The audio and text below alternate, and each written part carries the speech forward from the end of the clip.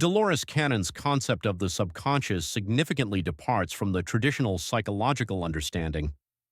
The traditional view, as described in the sources, sees the subconscious as a repository of personal memories, repressed emotions, and instinctual drives. It is often viewed as a less developed and more primitive aspect of the mind, operating below the level of conscious awareness. In contrast, Cannon portrays the subconscious as a powerful and wise entity with access to vast knowledge and abilities that far surpass those of the conscious mind. Here are some key distinctions. The traditional view limits the subconscious to personal experiences and repressed material. Cannon's subconscious extends far beyond the individual, encompassing a universal consciousness connected to all knowledge and dimensions.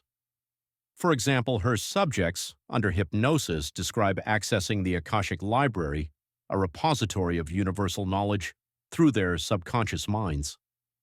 Traditional psychology often portrays the subconscious as a murky and chaotic realm, driven by primal instincts and unresolved conflicts. Cannon, however, describes the subconscious as a highly aware and intelligent force, capable of objective observation and analysis. For example, her subjects in a deep trance state can recall events in detail while their bodies are supposedly asleep, suggesting a heightened awareness within the subconscious. The traditional approach views the subconscious as something to be analyzed and interpreted by the therapist. Cannon, conversely, engages in direct dialogue with the subconscious, treating it as a separate entity with its own voice and perspective. For instance, in many of her sessions, a distinct shift in voice and tone occurs when the subconscious begins to communicate, using third-person pronouns to refer to the subject's body. Traditional therapy often focuses on uncovering and resolving subconscious conflicts to address psychological issues. Cannon utilizes the subconscious as a source of healing and guidance, believing it possesses the innate ability to facilitate transformation and growth. She frequently describes the subconscious providing insights, performing energetic healings, and offering solutions to problems that the conscious mind struggles with.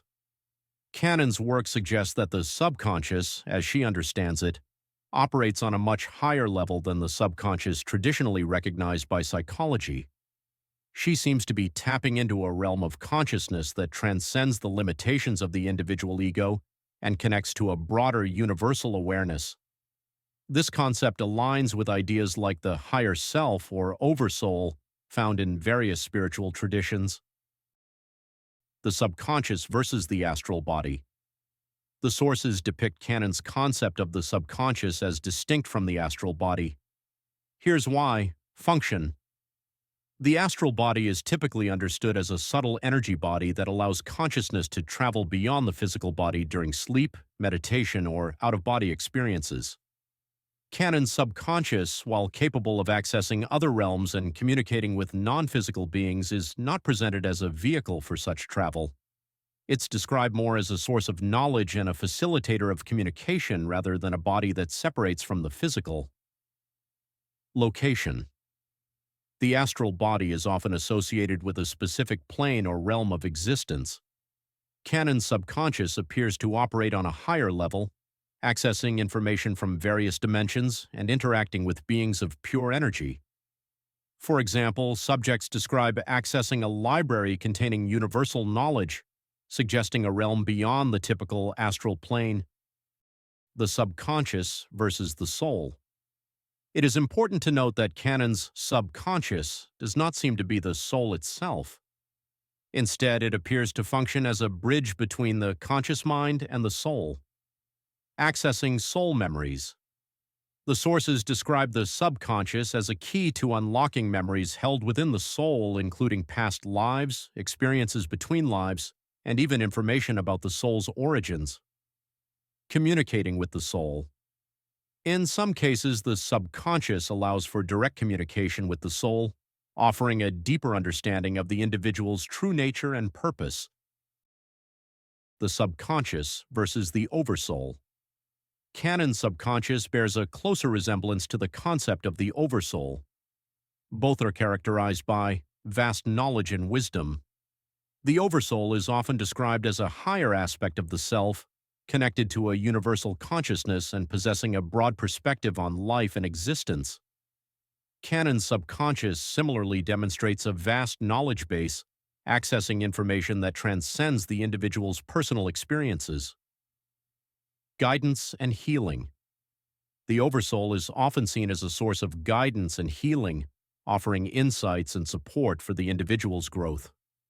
Cannon's subconscious frequently provides healing suggestions, answers questions, and helps subjects understand their life purpose and challenges. While Cannon's subconscious shares similarities with the Oversoul concept, it also seems to encompass a broader range of abilities. For instance, it can facilitate communication with extraterrestrial beings, access information about future events, and even influence physical reality.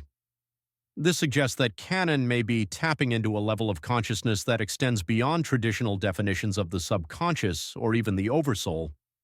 It's also important to note that Cannon herself acknowledges that her understanding of the subconscious differs significantly from traditional psychological views.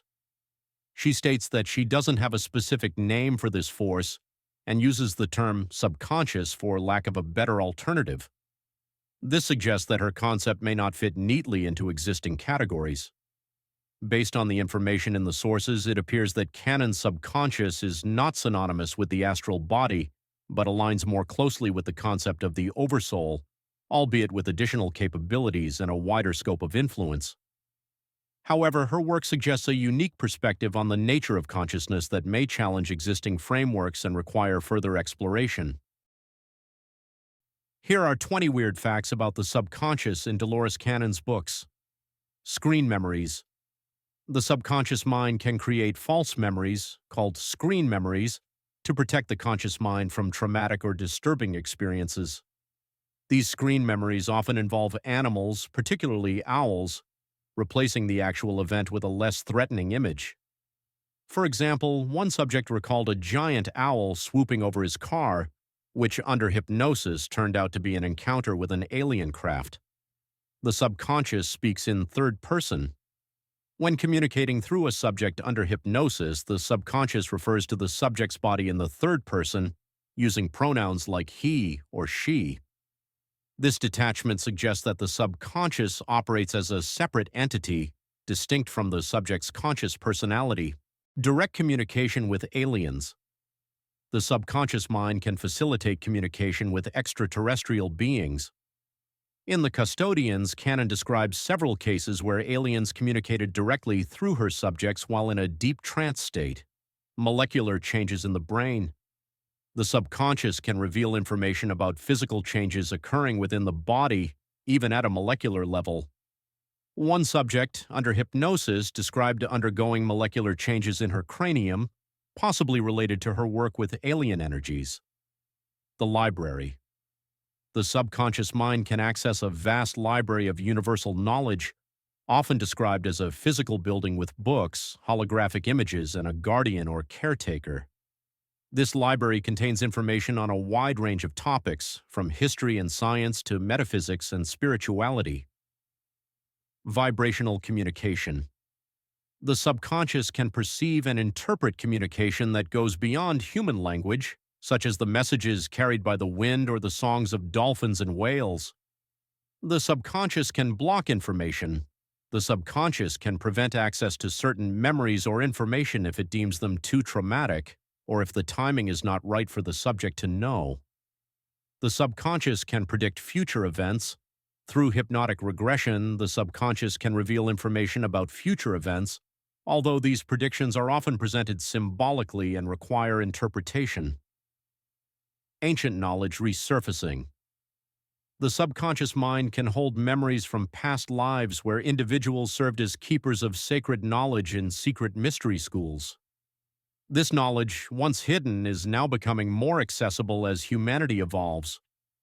Past life fears, subconscious memories of persecution or trauma from past lives, can manifest as fears and anxieties in the present life, even if the individual is not consciously aware of the source. The collectors. Some individuals have subconscious memories of lifetimes spent traveling the galaxies collecting information, embodying a unique type of soul purpose that transcends typical human experiences. Crystal skulls as ancient technology.